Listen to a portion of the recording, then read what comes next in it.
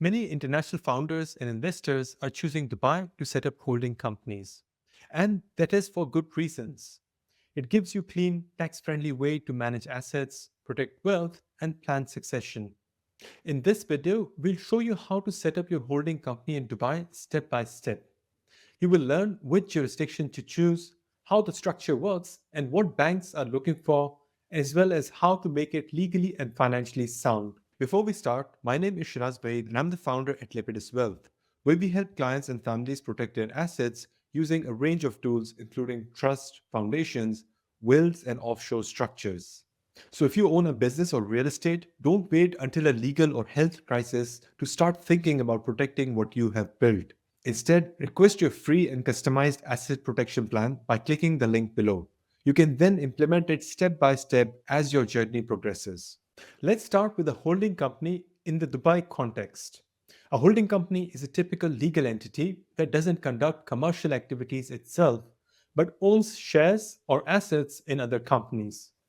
Its main role is to hold equity stakes, intellectual property, real estate, or even bankable investment portfolios. In Dubai, this structure is commonly used by founders, investors, and family offices to create a clear legal separation between operating activities and ownership. You can set up a holding company under various jurisdictions in Dubai. The most respected for international structuring are DIFC and ADGM. These are English common law jurisdictions with strong regulatory frameworks and international credibility. If your holding company will own shares in companies abroad or need to open global bank accounts, starting here gives you better chance of success. The other option is to use a free zone like DMCC, JAFSA, or RAKES. These are more cost efficient and may work well if you're holding assets or businesses strictly within the region. But keep in mind, outside of DIFC and ADGM, you're operating under the UAE's federal law, which isn't always ideal for international dispute resolution, estate planning, or legacy transfer. Choosing the right jurisdiction depends on your goals.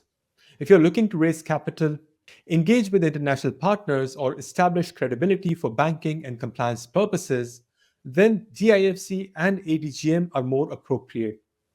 They provide access to arbitration frameworks, tax treaties, and a network of professional service providers who are used to dealing with cross border matters. These ecosystems matter more than most people realize. A structure is only as effective as the support it receives, from legal opinions to compliance support to private banking relationships. Let's talk about structure. Most holding companies are either standalone entities or used as part of a layered setup. For example, you might have a DIFC foundation at the top, a holding company underneath, and several operating or asset owning SPVs below that. This type of layering adds resilience to your structure. If one operating company faces litigation or commercial risk, the parent entity is ring fenced. This structure also makes reporting and management more efficient. Instead of having multiple owners and fragmented decision making, the holding company serves as a centralized governance layer. You can issue dividends, implement tax planning, and even manage buy sell arrangements more clearly. Many families and partners use shareholder agreements at this level to resolve issues long before they arise.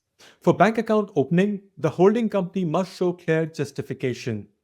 Banks will want to understand where the money comes from, what the owned assets are, and how the entity fits into the larger structure. That's why transparency and professional documentation matters a lot. You don't want a low cost, quick setup that later gets rejected by your bank or trigger compliance issues. We often see clients facing roadblocks not because their idea was bad, but because execution was careless.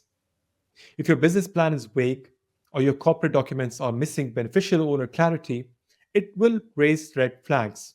In today's banking environment, that's enough to delay or derail the process. Dubai banks are increasingly cautious about compliance, and global regulators are watching. If your goal is to build a long term, reputable structure, you can't afford shortcuts here. When it comes to tax, holding companies in Dubai are generally tax neutral.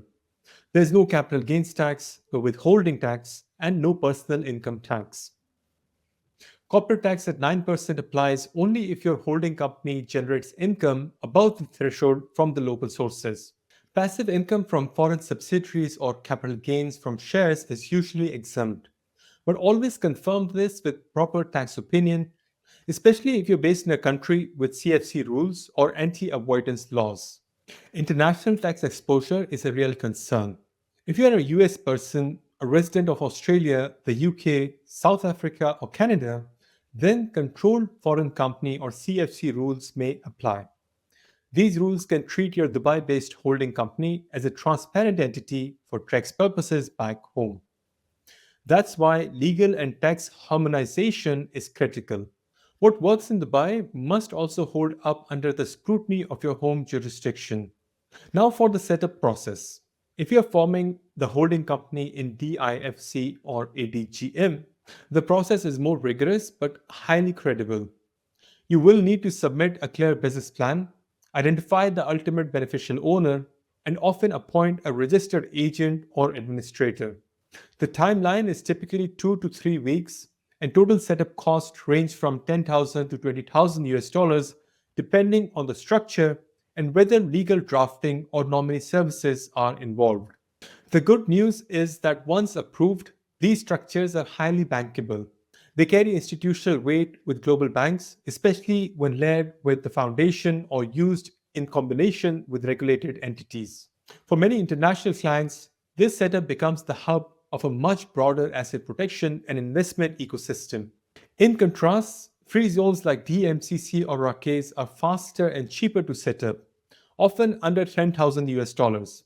They don't require as much documentation, but they also don't carry the same international weight.